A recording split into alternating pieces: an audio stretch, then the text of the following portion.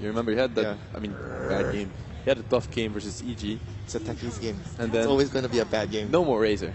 Yeah. I mean, his Razor was not having fun, but as Winter said, the techie gank, the suicides, it's just, you're not used to it, and it happened. You lost to an Ember, it's really rough on lane. 10 seconds. Storm has been super successful so far. He has been, every game. And it's not just about winning or losing, it's about the impact he has in the game. Like, it really shows how his initiation can be super important for a team. Definitely. Because he can start the fight, and then Gyrocopter or any other hero that you have behind can just roll in and take the fight much easier as the enemy is kind of spread out. I think the bigger reason why he's so successful is, I think Loda mentioned previously, teams have been prioritizing and picking two cores, like a double core, dual core lineup, and Storm at the same time, he's a core that can control the game, can act as like a ganker as well. Yep. He's just there's so much usage of the hero, and he secures the late game. You feel safe when you have Storm plus Gyro. Yeah, and the other team, they have to feel pressured when you know that the Storm is going to get farmed. At the same time, though, not a terribly easy lane for Storm Spirit. We did see CTY die a couple of times in that straight 1v1 matchup. But Winter Wyvern, pretty good versus them. I'd be pretty happy if I were VG. Yeah, I mean, having a Wyvern to defend your teammates against the Storm is obviously very good, but I feel the Storm this game, maybe you want to consider getting Orchid earlier. I'm not sure if you want to forego the Bloodstorm, because Orchid is just a good way of, when you initiate, you don't have to worry about the Wyvern actually saving the target, since you can always see the Wyvern first and just drop the Orchid on him, and you can proceed to secure the kill. It's also the way that if Storm gets Orchid, even if he gets it at the same time as the Queen of Pain, he will be able to jump in and silence her and pull her and kill her before she does anything, really. So I think Orchid first is better for Storm, and it's going to be, as you said, really great against Winter. So this is the important junction again for Vichy Gaming. You want to take out a hero and just pick your combinations later, be it the Darkseer. There's no Darkseer, so the second combination is obviously the Phoenix with the Wyvern, which we see from eHome previously.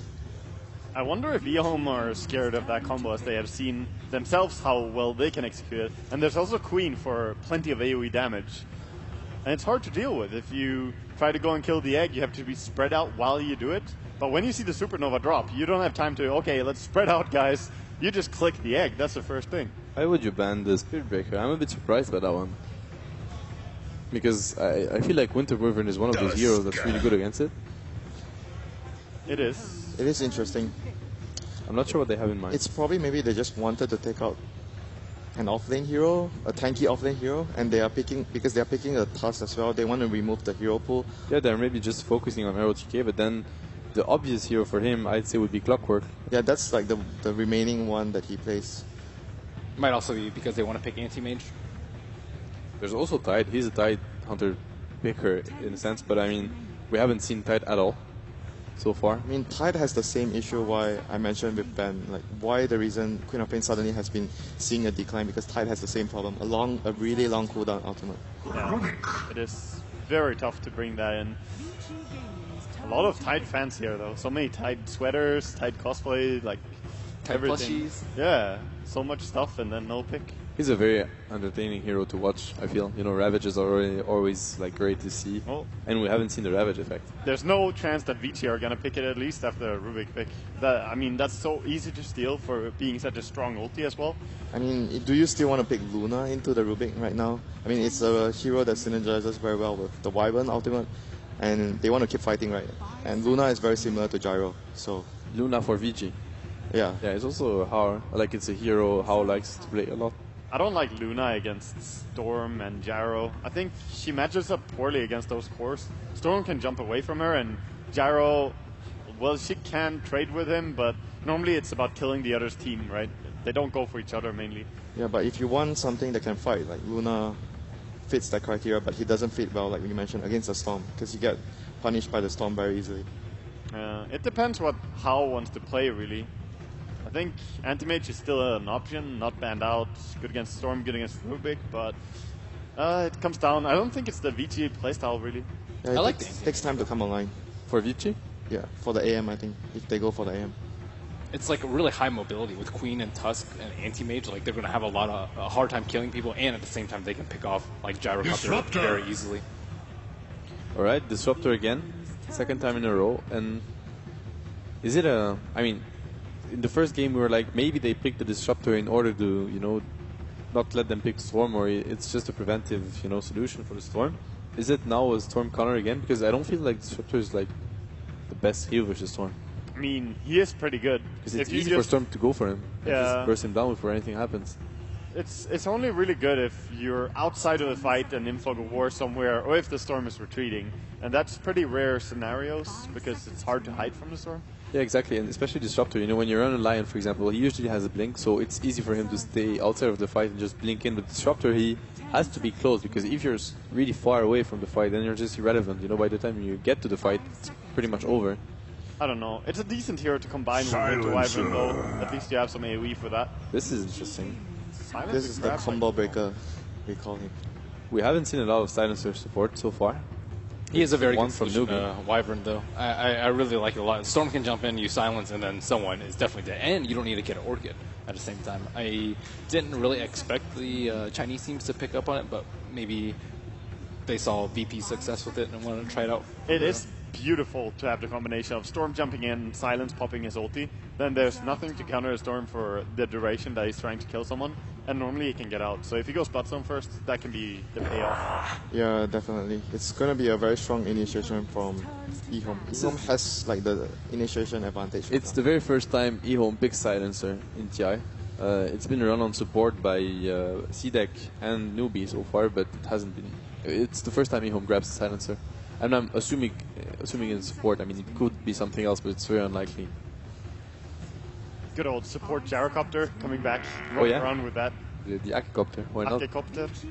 That's some flashbacks. So what does Vichy go for as a carry? There's still PL, there's still anti-mage. I mean, PL is kind of good against Silencer, right? We talked about that before. Anti-mage. Anti-mage, there you go. So it would be an anti-mage for Vichy Gaming. It's indeed a very good pick for them. They have a lot of defensive spells for him, like with the Snowball, with the Winter Wyvern. They can save him. I think it was between those two heroes. Honestly, I would have preferred to see the PL more than the anti-mage here. I think it's fair to say that overall, like Both are good though. I mean, the later we get in TI, the more we see late game heroes like PL and anti-mage. They feel like go-to picks every series. There's not a single series when we're not like. I mean, they might pick anti-mage. It's a good pick for them. That's a common thing though. When the pressure increases, you want to secure late game even more. What were you saying? I didn't like Clockwork here just because they have so many heroes that can get out of it, including like Disruptor. But Sand King, much better. Combos well with Silencer. Okay, thank you very much. Let's head down to the arena once more and rejoin our commentary team for game number 2. Indeed, welcome back, ladies and gentlemen, to Game 2 between Vichy Gaming and eHome. Game 1, both teams playing exceptionally well, but at the end of the day, it was a little bit too much for eHome. And the draft this time a little bit different, Cinderin, as we were saying. We're getting Silencer, a little bit of a different pick here for the side of eHome, and the fact that they finished up with the SK as well. It's going to be an exciting game to see between these two sides. I mean, from the draft alone, any kind of team taking the edge in your eyes? Not really. I actually think this is a pretty balanced draft. I think there's a lot of possibility for both lineups. I personally think Disruptor is a really good hero against Storm Spirit, so I guess we'll get that cleared up in this game. Oh, well, it's a small sample size, but, you know. A classic combo being run here by eHome, by the way. The Sand King together with Silencer has been played a lot in the past. It allows the Sand King to Burrow Strike into Epi reliably instead of having to Epi Blink Burrow. Because the moment you get the Burrow Strike, you're just global. And if the enemy team has no BKBs, they actually have absolutely no counterplay for the incoming Epicenter. So looking forward to seeing that. As far as Vichy goes, definitely comfort zone for them getting the anti-mage for Hal. My main concern for them, though, is how much are they going to get out of their support duo. It is a Wyvern together with Disruptor.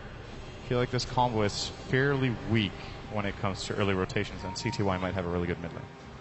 RT coming out on the top lane. He's going to be spotted out here by How heads back up. So another RTK is back. RTK didn't actually he didn't actually take a ward out with him onto this top lane. So nothing going down here on this off lane for him.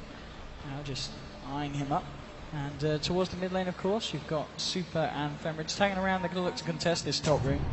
It's just DDC here. DDC, of course, this time going to be on the Silence, and Lanham will be on the Rubik for this game for eHome. So looking forward to see what they're going to be able to pull out the bag. At the same time, the fact that the Gyrocopter now, of course, changing hands. It's going to be YJ getting the Gyro here for his side. And the fact that they're running this anti-mage, so the How anti-mage is this. I mean, well, looking at the fact that they've already got three fairly high intelligence heroes with the Rubik, the Silencer, and the Storm. I can't help but feel that once there's that point where the aim's got his mansion, he's going to be very hard to kill. This is going to be a great game for the anti-mage. Yeah, he has multiple choices. I don't think they would have picked it if it wasn't for the Storm. Yep. He is absolutely the main target.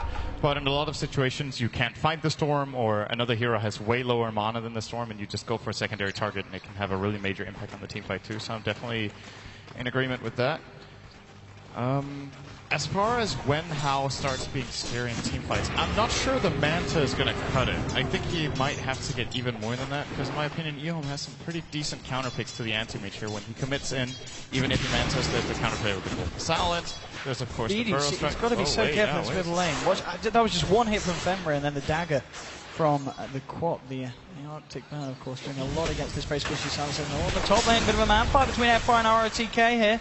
ROTK going to head back with Thunderstrike, bringing him low. Won't quite be able to find the kill, but forcing SK back. He's got a salve, so he's going to be alright. But nonetheless, creating a lot of space here for Hao, FY. And of course in the jungle, Fenrir just starting to make the stacks as well for the team, so to keep them in the game. Mid lane, we're seeing CTY doing pretty well, 3 for 1, 4 for 1 at the moment. Lanham pressing back, Ice. We'll see how well he's able to carry off this Tusk off lane. Of course, one of the heroes he is most known for, so looking forward to see what Ice is able to achieve with the Tusk this game. Back in the middle lane, DDC is going to be hanging around with CTY, just trying to be as annoying as he can to Super, to ensure that CTY can have a good start in this lane, get his way towards level 6 without the Queen being able to find a solo pickoff. Fenrir was looking to maybe fly across. This is a very classic way of ganking the mid lane when you're on the Dire and have a Wyvern. Fly over the edge from the left, but didn't really dare to go for it. He knows DDC is on backup there, and even if he wasn't, it's probably too difficult for Super with this low of a health pool to engage on that kill. So they're not going to do it. Maybe now they could consider trying again, though. Oh, here comes your snowball. Ice just onto DDC, but both DDC and Lanham are here. They're going to try and go for it here. DDC with the glaives. Come on, can that little bit of 8 pure damage adding up. Ice getting low. Will just be able to get himself back over to his own side of the map. So he's going to be alright. Mid lane, a bit of a dive going in onto the CTY there. He's got a salve here. Is he going to need to use it? It's going to bring him low these ticks. I think he's going to go down to about 3 HP or so. Or 6 HP. Very, very lucky there, CTY, playing on the edge. But the salve's going to put him back into good shape. And he's only 50 gold away from that bottle now. So very fortunate that that didn't quite bring him over the edge there, that point.